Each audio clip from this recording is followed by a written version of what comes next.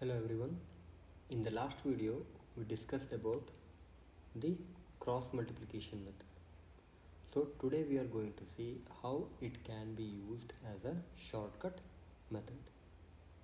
So if you had not seen, just once go through with that. So that's the basic concepts which is completely explained there. So here we are going for a little bit advanced. Okay, let us see how it can be applied. Okay, this is a simple example which I am going to take, and here we will call this as 3 cross, or we can say 3 cross method, nothing but a cross multiplication method only. Why I am saying as 3 cross, we are using 3 crosses here.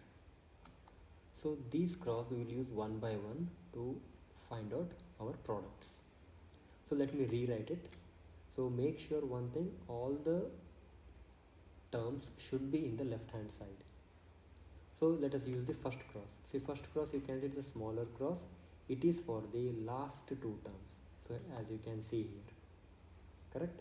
Yes. And one more thing, the product should be always from the top to bottom, the first product. So you can see the arrow mark, it is from top to bottom. So it becomes what? It is minus 4 into minus 9. It becomes 36. The second one is 6 into 1, or 1 into 6 we can say. So here make sure when I multiply 1 and 6, I am going to get a positive 6.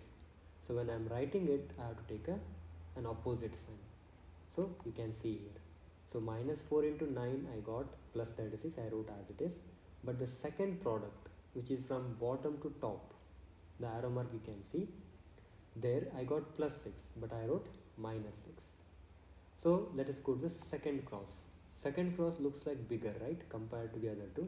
That means it is the first term and the last term. So as you can see here. Now here the top to bottom arrow starts from 6 and ends in 3. So that means you have to multiply that. So 6 into 3, which gives you 18. And next is bottom to top, that is minus 9 into 3. You will get minus 27. So here what happens? It becomes y by 6 into 3, 18 as it is. And 9 into 3 we got minus 27. As I told you, you have to go for an opposite sign. So minus 27 becomes plus 27. So now there is a last cross. Okay, so which two terms we have left? The first two terms we have left. So that cross is for the first two terms. So it becomes top to bottom. So that means 3 into 1, it becomes 3, and 4 into 3, it is 12. Now here you can see it is minus 4 and plus 3. You will get minus 12. That means, as you know, the second product should be what? We have to take an opposite sign. So we will get 3 plus 12. Now further simplification, what do we get? It is x by 30, y by 45, and 1 by 15. Now you can see the last ratio, which is 1 by 15. Its numerator will always remain as 1 only. Now compare the ratios. So let us compare the first ratio, that is x by 30 and 1 by 15. So as you can see, numerator is 1, so there is nothing to worry. Cancel the denominators. So what I can write, 15 ones are 15 twos are, will give you 30. So 15 how much are? 2s are. That means x is equals to 2. Now compare the last two ratio.